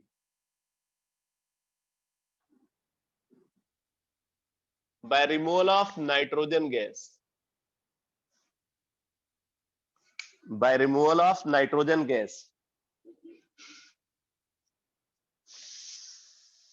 ठीक है, अच्छा अब जरा देखो आगे जो रिएक्शंस गिवन है, प्रिपरेशन फ्रॉम एल्कीन आपको पता है, हाइड्रोजन हैलाइड को जब आप एल्कीन से रिएक्ट कराओगे तो एल्काइल हैलाइड बन जाएगा। ठीक है, ये लास्ट क्लास में हम लोग इसको नोट भी कर चुके हैं। Addition of halogen on alkene, ये भी आपको पता है। फिर बात आती है हैलोजन एक्सचेंज मेथड की। हैलोजन एक्सचेंज मेथड ये नई रिएक्शन है और ये बहुत इंपॉर्टेंट डिस्कशन है अगर हम एल्काइल हैलाइड के प्रिपरेशन के पॉइंट ऑफ व्यू से देखें। तो आप लिख लो halogen exchange method, halogen exchange method. इसको समराइज करके फिर मैं क्लास को कंप्लीट करूंगा, 5 मिनट लगेगा। Halogen exchange method,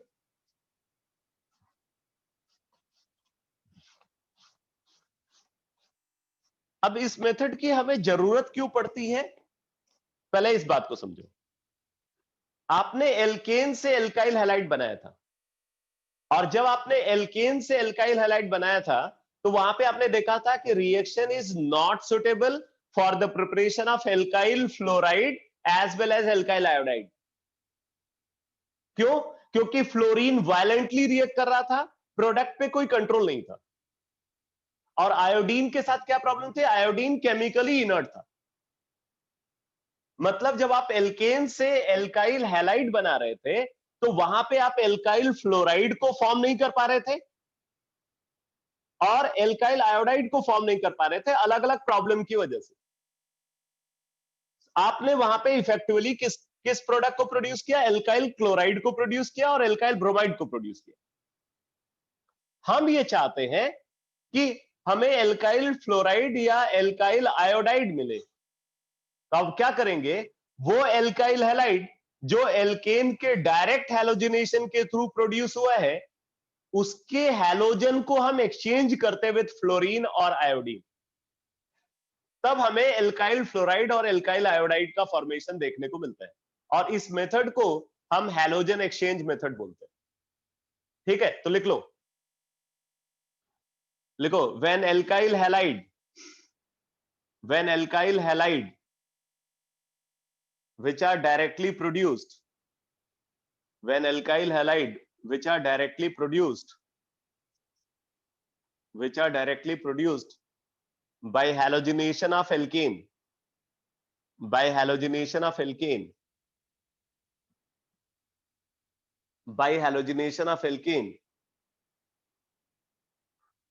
is converted into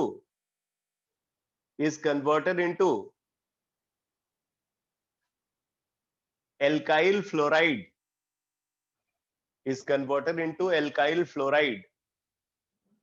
or iodide,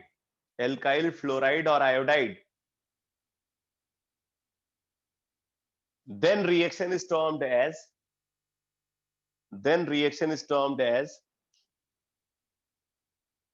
halogen exchange method.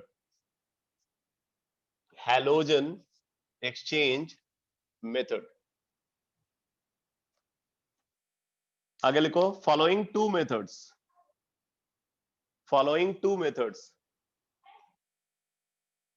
belongs to this category. अब कौन कौन से दो मेथड है लिखो. Number 1, Finkelstein reaction. फिंकेलस्टीन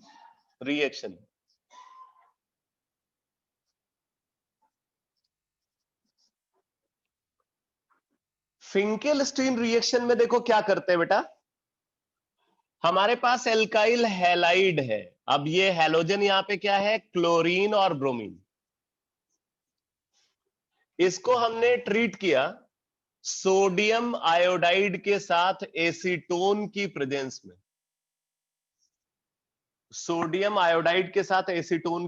में. एल्काइल हैलाइड, इसमें हैलोजन, क्लोरीन और ब्रोमीन है. इसको ट्रीट कर रहे हैं सोडियम आयोडाइड के साथ एसीटोन की प्रेजेंस में. एसीटोन पोलर एप्रोटिक सॉल्वेंट है. एसीटोन जो है ये पोलर एप्रोटिक सॉल्वेंट है, और इस सॉल्वेंट की प्रेजेंस में हमेशा एक ही मैकेनिज्म ऑब्जर्व होती है, वो है SN2.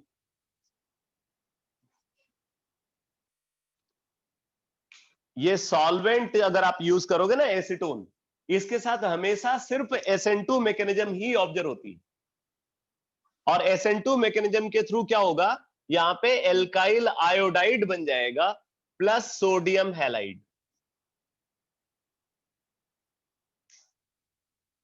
अच्छा, अब एक बात आप यहां पे और समझ लो, इसमें न्यूक्लियोफाइल क्या है, आयोडाइड आयन. न्यूक्लियोफाइल यहां पे क्या है, आयोडाइड आयन. और सॉल्वेंट क्या है, एसीटोन. पोलर एप्रोटिक सॉल्वेंट में जो न्यूक्लियोफिलिसिटी होती है वो न्यूक्लियोफिलिक एटम के साइज के इनवर्सली प्रोपोर्शनल होती है. थोड़ा दिमाग खोल करके इसको सुन लेना बेटा, बहुत इंपॉर्टेंट चीज है. ये पोलर एप्रोटिक सॉल्वेंट है. पोलर एप्रोटिक सॉल्वेंट की प्रेजेंस में जो न्यूक्लियोफिलिसिटी होती है वो साइज ऑफ न्यूक्लियोफिलिक एटम के इनवर्सली प्रोपोर्शनल है. तो ये तो एक बड़े साइज का न्यूक्लियोफाइल है. बड़े साइज का न्यूक्लियोफाइल है तो इसका मतलब इसकी न्यूक्लियोफिलिसिटी अच्छी नहीं होगी. और अगर इसकी न्यूक्लियोफिलिसिटी पुअर है तो इस रिएक्शन को ड्राइव कौन सा फैक्टर करा रहा है, क्या न्यूक्लियोफिलिसिटी इसको ड्राइव करा रही है? इस रिएक्शन के लिए क्या ड्राइविंग फैक्टर न्यूक्लियोफिलिसिटी है? कभी नहीं, क्योंकि ये पुअर न्यूक्लियोफाइल है, इसलिए यहां पे ड्राइविंग फैक्टर न्यूक्लियोफिलिसिटी नहीं हो सकती. तो आप इस बात को लिख लो, लिखो driving factor for this reaction, driving factor for this reaction, driving factor for this reaction is the difference in solubility is the difference in solubility of sodium halide involved. Driving factor for this reaction is the difference in solubility of sodium halide involved. Rather its nucleophilicity. It's nucleophilicity. तो उसकी nucleophilicity की बजाय यहां पे driving factor क्या है? Driving factor है sodium halide की सॉल्युबिलिटी। अब इतनी केमिकल बॉन्डिंग आपको आती होगी, आप समझ सकते हो यहां पे सोडियम आयोडाइड है बेटा, और यहां पे सोडियम क्लोराइड या सोडियम ब्रोमाइड है। अब मुझे ये बताओ कि आयनिक कैरेक्टर किस में ज्यादा होगा? सोडियम आयोडाइड में ज्यादा होगा या सोडियम क्लोराइड या सोडियम ब्रोमाइड में? आयनिक कैरेक्टर किस में ज्यादा होगा? फजांस रूल को अप्लाई करके बताओ। NaI में आयनिक कैरेक्टर ज्यादा होगा या NaCl और NaBr?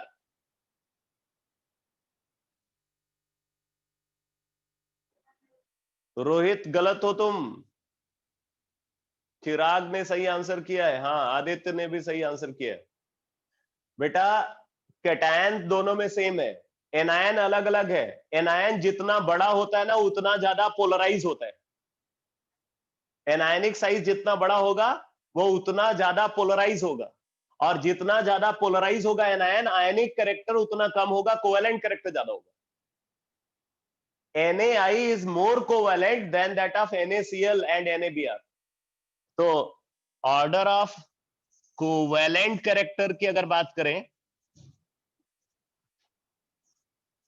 Order of covalent character, तो क्या होगा? NaI में सबसे ज्यादा, फिर NaBr, और सबसे कम होगा NaCl में। ठीक है, अब देखो इसमें कोवेलेंट कैरेक्टर सबसे ज्यादा है, और सॉल्वेंट कैसा है? यहां पे सॉल्वेंट एसीटोन है। पोलर सॉल्वेंट तो है बट लेस पोलर है।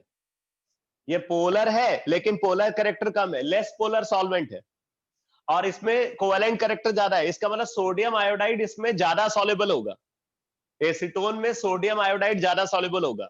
ये जो प्रोडक्ट बना है ना ये कम सॉल्युबल होगा। तो कम सॉल्युबल होगा इसलिए क्या होगा? इसका प्रेसिपिटेशन होता है। ये लेस सॉल्युबल है, ये मोर सॉल्युबल है। तो मोर सॉल्युबल है तो ये तो डिसॉल्व होगा, लेकिन ये कम सॉल्युबल है इसलिए प्रेसिपिटेट आउट होता है, और इस वजह से रिएक्शन फॉरवर्ड प्रोसीड करती जाती है, इसकी यील्ड बढ़ती है। ठीक है, तो इस रिएक्शन के लिए ड्राइविंग फैक्टर क्या है? Difference in solubility of sodium halide, न कि न्यूक्लियोफिलिसिटी। अब इसमें इसका जो दूसरा पार्ट है वो रह गया बेटा, टाइम बहुत ज्यादा हो गया है, तो बस आप नेम लिख करके छोड़ दो, स्वार्ट्स रिएक्शन। स्वार्ट्स रिएक्शन, बस इसको नेक्स्ट क्लास में डिस्कस करेंगे, तो मेथड ऑफ प्रिपरेशन फिनिश हो जाएगा, और फिर बाकी डिस्कशन करेंगे। स्वार्ट्स रिएक्शन को अगली क्लास में डिस्कस करेंगे। ओके बेटा।